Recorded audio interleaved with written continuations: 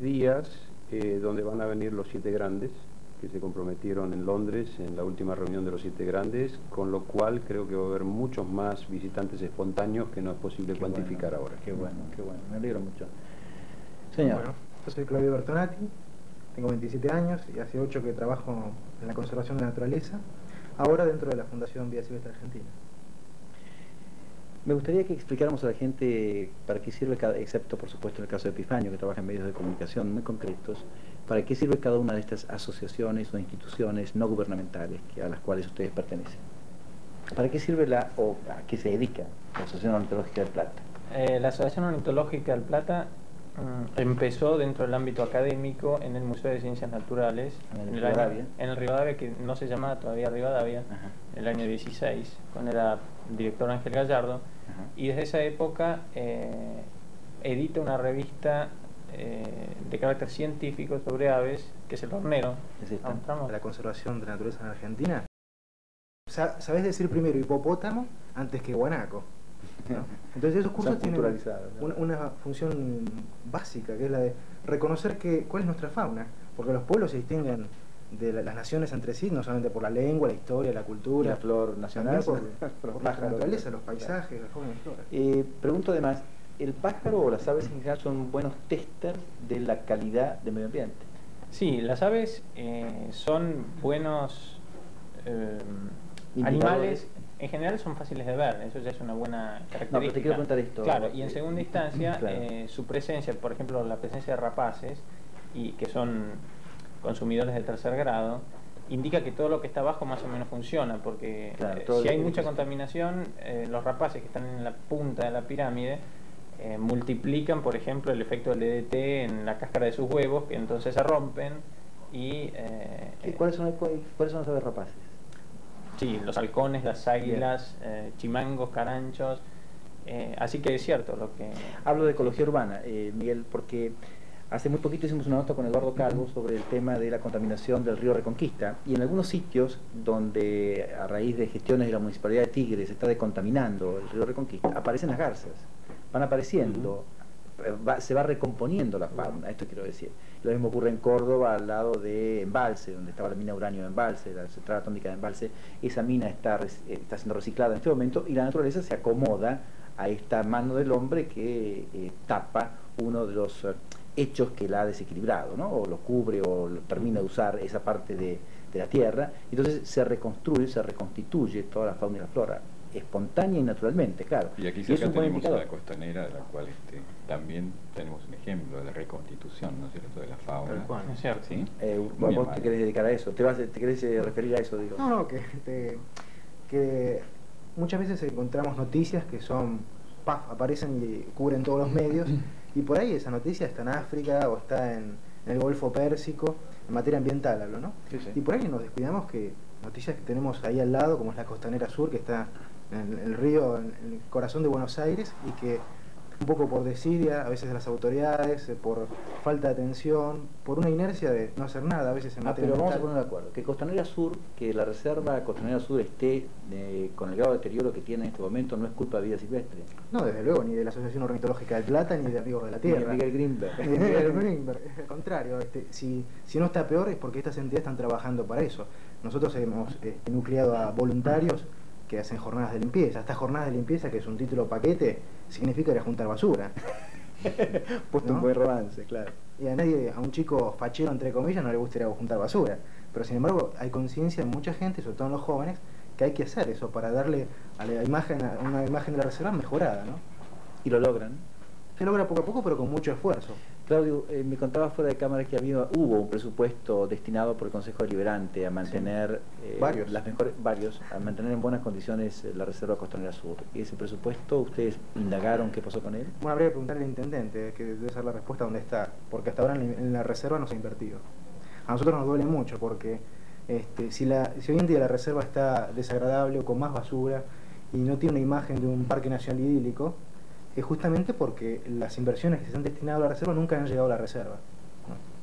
Ahora, otro aspecto que preocupa también a la gente de la reserva es no solamente la cuestión de los fondos, sino el futuro ambiental, el futuro arquitectónico de esa zona, que parece ser estar sometida a planes de remodelación con los cuales creo que no se está de acuerdo. De urbanización. Se llamó un concurso de ideas, como lo denominó el intendente, pero el concurso de ideas a nosotros nos aterra, porque significa que se va a replantear qué es lo que se va a hacer con el área. El área ya por ordenanza municipal, su destino final teóricamente es un parque natural y ecológico. Ahora, si se va a hacer un nuevo llamado de ideas, creemos que va a dejar de ser eso, y para nosotros es gravísimo. Porque la reserva es algo importante esto. No va a salvar de la extinción a nada. No es su objetivo preservar una especie, no. El objetivo es educar, es tratar de que los cursos de la acción ornitológica tengan un lugar a mano donde decirle a la gente, conocer su fauna, que sepan que en Buenos Aires no todo es pavimento, que cuando llegó Pedro de Mendoza se encontró con el yaguareté en la provincia de Buenos Aires, y Ulrico Schmidl decía en las crónicas que tenían que defenderse los ataques de los malones y de los tigres. Bueno, eso hoy en día es ciencia ficción, y en la medida que no reforcemos la educación, la divulgación de nuestra naturaleza, bueno, todo va a ser ciencia ficción y vamos a acabar con lo que queda de nuestro patrimonio natural. Miguel, ¿algún comentario respecto a Costanera Sur? No exactamente, porque desde lo que nosotros recorremos, que es la ecología social, nos preocupa mucho más, sin despreciar las otras iniciativas, la preservación de los seres humanos, sobre todo viviendo en un país y en un continente donde aproximadamente del 65 al 70% de la gente vive en grandes ciudades o en perímetros de alguna manera urbanizados.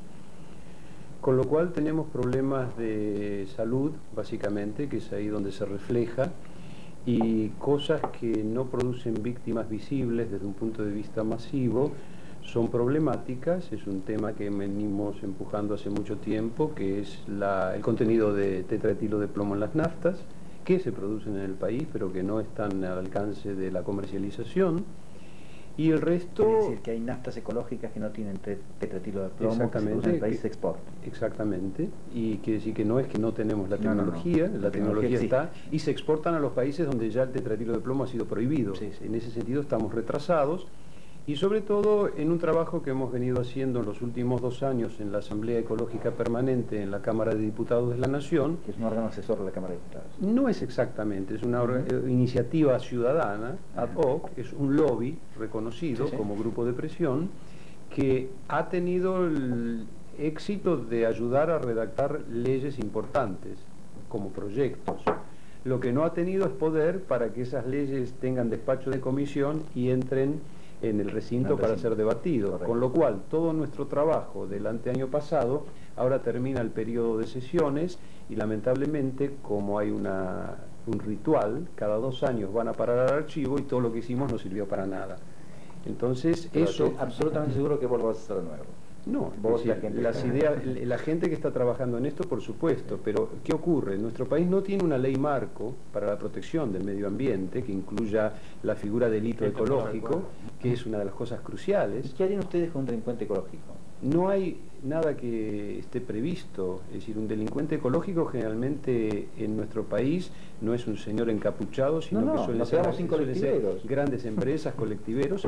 Ha empezado ahora una campaña, hay que ver cuánto dura, pero sabiendo que existió durante mucho tiempo un impuesto en la provincia de Buenos Aires a los contaminadores industriales que se llamó tasa de resarcimiento, donde se permitía contaminar. Se tasaba, claro, era un permiso para contaminar y se tasaba cuánto eso valía, que siempre por supuesto valía mucho menos. Una tasa que se devaluaba permanentemente. Obviamente. Que nunca se actualizó. Que era simbólico. Independientemente que estamos en cierto modo indefensos. Los grandes contaminadores son en su mayoría industriales.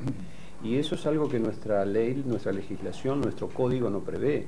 Cuando hace algunos años hubo un envenenamiento de peces en el estuario en San Isidro, y el juez Piotti intervino, dijo claramente, las armas de un juez son las leyes, no hay leyes, estoy desarmado.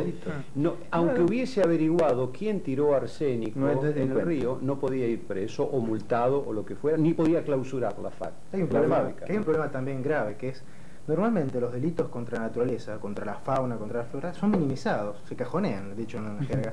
Porque te pongo un ejemplo concreto, el contrabando de fauna en Argentina es inmenso. El tema de los loros y los papagayos. Que son ahora te invito a vos a andar a ver a un juez, decirle, mire, acá tengo un contrabando de loros por $10.000.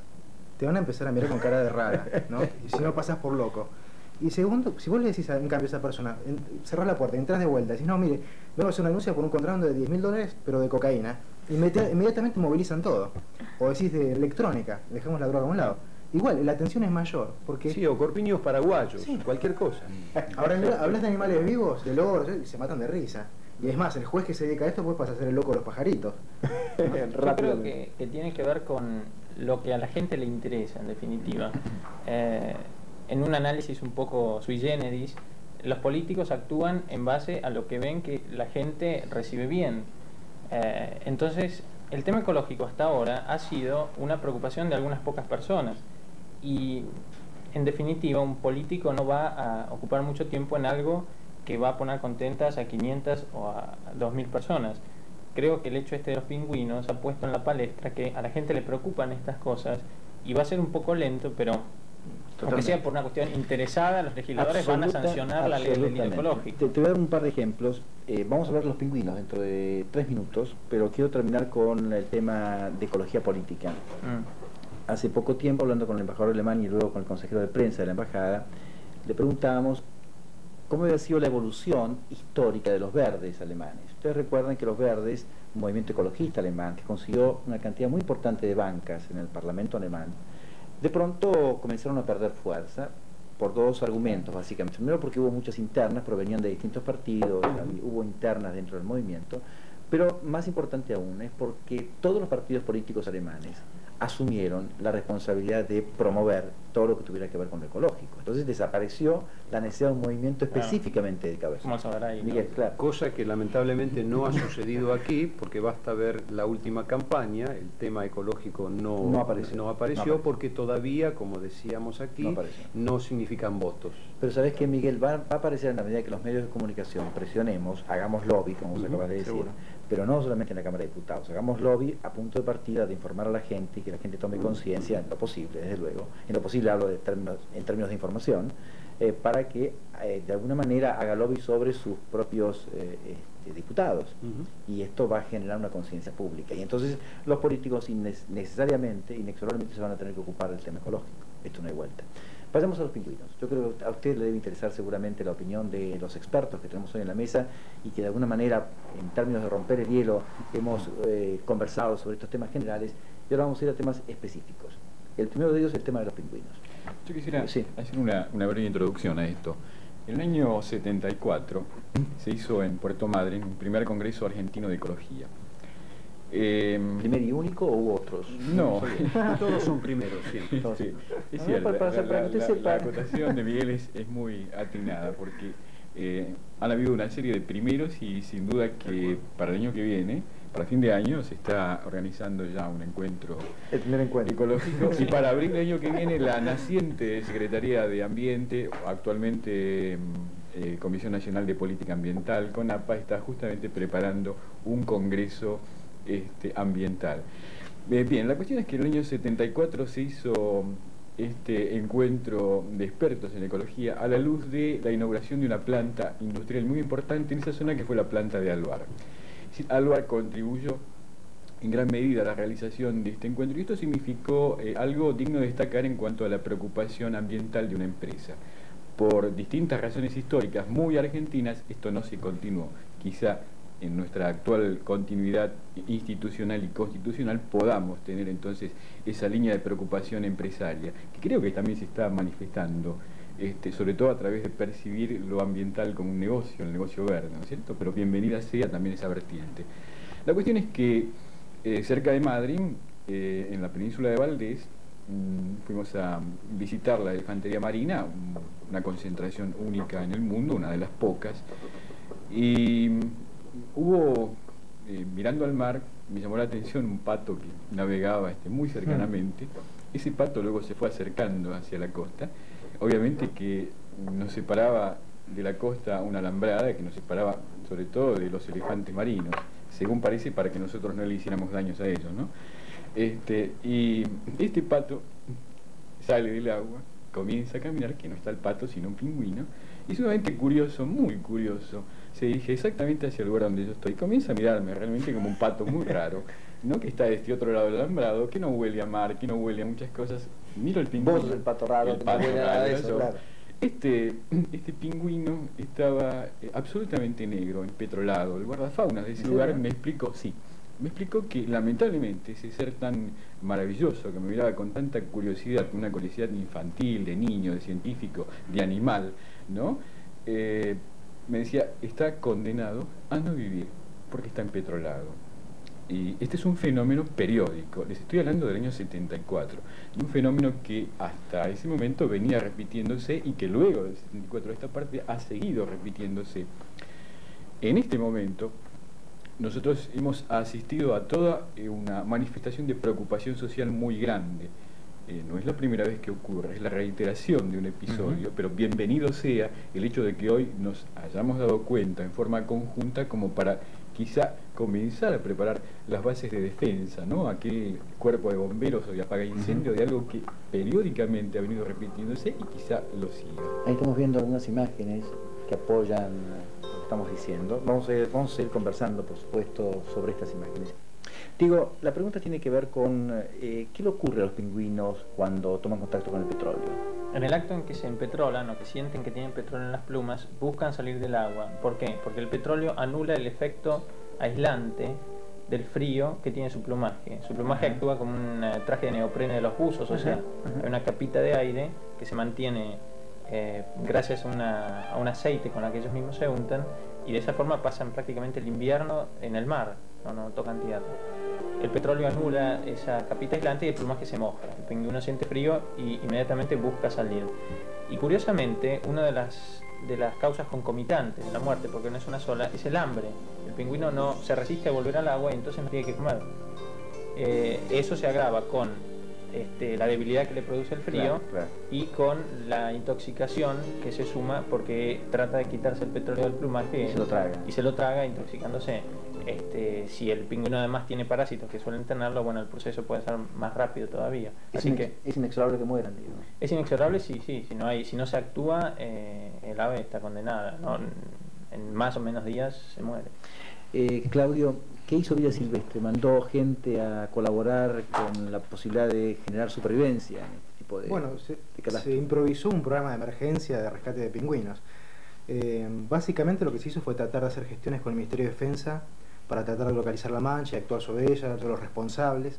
Se mandó gente para que entrenara a los voluntarios cómo limpiar los pingüinos, que tiene sus bemoles esta actividad.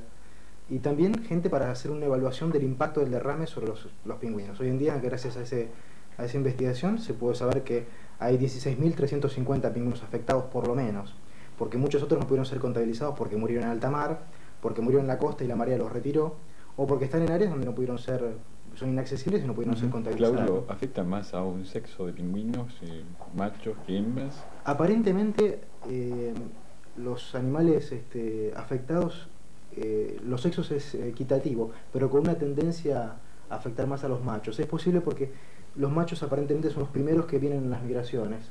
Ajá. Puede ser que hayan sido los primeros en arribar y... ¿Llevaron detergentes para poder quitarle las manchas de petróleo? Afortunadamente, algo que quiero rescatar, dentro de lo trágico que fue esto, es que gracias a la cobertura que hubo en los medios de comunicación, la respuesta que hubo por parte de la gente fue espectacular, para nosotros histórica. Seguro. En la fundación hemos recibido cerca de 2 toneladas de donaciones, de litros de detergente, guantes para manipular a los animales sin recibir picotazos, complejos vitamínicos B y C, dextrosa, un montón de materiales. Y aparte otras empresas de aeronavegación que no nos cobraron los viáticos, ¿no? Así que eso es bueno, porque hay que rescatar lo que dentro de las pálidas... Si la gente siempre va a responder, el tema es estimularlos en forma adecuada, ¿no? Claro. Miguel, ¿qué pasa? Hay historia con los pingüinos y con la fauna y el petróleo. Yo no me puedo reprimir y tengo que hacer un comentario ácido, porque pienso que sería maravilloso que los detergentes son alcalinos.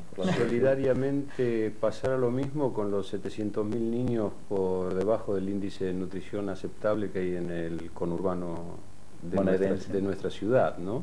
A lo mejor no estimulamos demasiado a la gente en ese aspecto. Exactamente, porque los niños argentinos están también en peligro, y ese es un detalle que no lo hago demagógicamente, pues no soy candidato ni estoy en ninguna elección interna, así que no es para conseguir votos, ¿no? Claro. Pero como decías, es cierto, esto del petróleo es un tema recurrente, no solamente cuando hay accidentes. Obviamente recordarán ustedes los cormoranes durante la guerra en el Golfo, que no fue solamente en esta guerra última, sino que fue durante los 9 años que estuvieron Irak e Irán en combate. También hubo bombardeos a navíos que se hundieron y que damnificaron mucho a la fauna y a la población ictícola en el Golfo Pérsico. Recordamos el Exxon Valdez en Alaska, pero eso es cuando de pronto se produce un accidente o una guerra. Una lucha infinita que vienen desarrollando los ecologistas en el Mar Caribe tiene que ver también con el petróleo, que es el problema de las tortugas marinas. En cualquier momento en el Caribe hay 100 buques petroleros que van o vienen de México o de Venezuela con petróleo, por supuesto, o hacia Europa o por el Canal de Panamá hacia el Asia. Claro. Y eso significa un permanente daño, especialmente a la tortuga marina en el Mar Caribe, que no ganan titulares porque ya es tan rutina, tan corriente, que da lo mismo, pero eso no nos tiene que hacer olvidar que el petróleo es el que maneja el mundo y lamentablemente es una de las actividades más impunes que existe en este mundo en el que nos toca vivir, con lo cual nadie va a meter preso a una compañía petrolera. Entonces el ciclo sigue funcionando. Quiero por favor una teoría de cada uno de ustedes respecto al origen de esta mancha. Claudio. Bueno, el origen de la mancha, sin lugar a dudas, corresponde o a bien a derrames intencionales o un accidente. Lo principal para nosotros es localizar al responsable. La ley establece penalidades para el responsable. Nosotros creemos que la dijimos hace un ratito que no había ley. Bueno, la navegación en Argentina está reglamentada. Perfecto. Entonces, a través de otra ley podríamos... Por supuesto, no hay una ley específica de materia ambiental marina, pero sí a raíz de costado podemos llegar a actuar sobre este caso. La ley prevé sanciones para los responsables. Nosotros confiamos que el Ministerio de Defensa tiene los medios para llegar a detectarlo, porque la Fundación Vida Silvestre alcanzó un listado de todos los buques que operaron a lo largo del mes de agosto y septiembre. Entonces, analizando, nosotros damos muestra a los pingüinos muertos para saber qué tipo de hidrocarburo era. Nosotros creemos que están los medios como para saber quién es. El tema es dilucidarlo. Afortunadamente, dentro de la respuesta de la gente, la presión en el Congreso de la Nación fue enorme. Nosotros incentivamos a que la gente llamara y dijera, bueno, pedir por favor que se investigue a los responsables. Creemos que ahora está que el Congreso responda y que se llegue a ese festival. Si no, vamos a terminar limpiando pingüinos siempre. Miguel Grimberg. Yo no sabría decirlo porque no tengo los medios. Es decir, el informe que hay general de las autoridades marítimas para investigar esto es que no pueden salir a investigar porque está la nube de cenizas volcánicas y no es el momento más propicio para averiguar de dónde viene. Los satélites tampoco pueden identificarlo. Pero lo que sí yo sé es que va a haber otro caso el año que viene y el año siguiente y decididamente esto únicamente puede regularse si desde un punto de vista ya no solo a nivel legislativo nacional, sino a nivel legislativo provincial, se arbitran los medios para, en cierto modo, hacer la supervisión de todas estas cuestiones. Para lo cual soy pesimista, porque también nosotros desde la Asamblea Ecológica Permanente hemos llamado la atención sobre un problema invisible, que es la depredación ictícola en el Atlántico Sur con las flotillas de buque factoría. Y como no se ve eso, y es tan terrible como lo de los pingüinos, o más, porque afecta también la economía, y sin embargo no se consigue que se movilice la decisión política. Ahí sí eso es ecología política. Señor Epifanio Blanco. Sí, yo pienso que va a ser sumamente difícil poder llegar a conocer la causa, en este caso de este último derrame. Habría que investigar también todos los anteriores. Yo creo que, como decía recién Claudio, está el tráfico de buques durante todo ese periodo, está incluso el tipo de petróleo por el cual están contaminados estos ejemplares, ahora también cormoranes, no solamente pingüinos, y el ciclo va a seguir. Yo creo que lo que se impone en este caso es establecer nuevamente los mecanismos de preservación, es decir, cómo va a reaccionar prefectura o cómo van a reaccionar los demás organismos que tienen influencia en esa área para evitar, por un lado, que se produzcan este tipo de accidentes, cómo van a actuar las empresas para que no se produzcan accidentes en sus buques, para que no laven sus barcos allí al costado de... Una cosa son los accidentes y otra cosa que laven los tanques de petróleo en el mar. Exactamente. Que creo que esta seguramente es yo creo que ahí sí creo que podemos ser positivos y efectivos. Lo que yo pido es eso, ¿no? Diego Luque. Creo que ellos han cubierto un buen panorama de causas, pero me parece que el sistema de premios y castigos es un resguardo que en definitiva es colateral. Yo creo que primero hay que tener en cuenta que somos todos navegantes del mismo barco, ¿no? El planeta Tierra, incluidos los dueños de las petroleras, y nosotros, y los pingüinos, y los gusanos, que nadie nombra, pero que también sufrieron con el derrame de petróleo. Creo que la palabra es ecorresponsabilidad, uno de esos neologismos medio que por ahora suenan raros, pero en definitiva todos los eslabones de la cadena tienen que asumir una responsabilidad ecológica, porque la prefectura puede tener excelentes medios, pero no puede mandar a alguien a vigilar cada petrolero que circula el mar argentino, porque no alcanza el potencial. Sí tenemos que llamar a todos los responsables a que piensen que el mundo todavía tiene que durar unas cuantas generaciones más, y que si no pensamos en nuestros hijos, está bien, nosotros no vamos a poder castigarlos legalmente o económicamente, pero por ese lado no va la cosa. Para mí hay que decir, bueno, asumamos que tenemos que cuidar esto porque se va a acabar, y dentro de 30 años la cosa va a tener un cariz mucho más dramático. Comentaba Miguel Grimberg hace un ratito algo referente al negocio verde. ¿Qué es negocio verde? Casi diríamos que la moda está entre nosotros. Por eso te viniste de verde hoy. Yo simplemente hace muchos años que me Estás visto de verde, así que no estuve de moda hace mucho tiempo. Pero la cuestión es que decididamente vamos a tener, sobre todo con la Conferencia de Naciones Unidas del año que viene, una maratón. Yo creo que de aquí en adelante muchos políticos, muchos funcionarios, muchos comunicadores sociales se van a rasgar las vestiduras por la naturaleza. Por supuesto va a haber más restaurantes vegetarianos y va a haber más agricultura orgánica, lo cual me parece muy bien, porque vivimos insanamente, y desde un punto de vista modificar un poco la forma de existir y de convivir es importante. Mi temor es que pase con esto, después de junio del 92, lo mismo que pasó el año pasado con la cumbre de la infancia. Se reunieron los jefes de Estado de todo el planeta en Nueva York durante 15 días, titulares impresionantes de cómo los jefes de Estado, los políticos, los parlamentos, las industrias, todo el mundo dolido por la infancia del planeta que está también en peligro, y 15 días después, y especialmente cuando vino la guerra en el Golfo, terminó. Este es el temor que ocurre con las modas, que duran lo que hace falta de tiempo para que venga una moda nueva. Claro, esto voy a tomar algunos neologismos tuyos y de Claudio, del presidente de la República. Una cosa es ecologizar y otra cosa es cajonear, ¿no? Y ahora hasta lo que se ha hecho con la ecología es ponerlo en un cajón. Pero suele ocurrir que los elementos, que todos los elementos verdes, todos los utensilios verdes, alimentos verdes, son más caros. Son caros porque todavía son minoritarios desde un punto de vista del mercado. También son caros, también eran caros los primeros relojes digitales, o las primeras calculadoras, o ciertas máquinas fotográficas electrónicas, y los mismos las videograbadoras.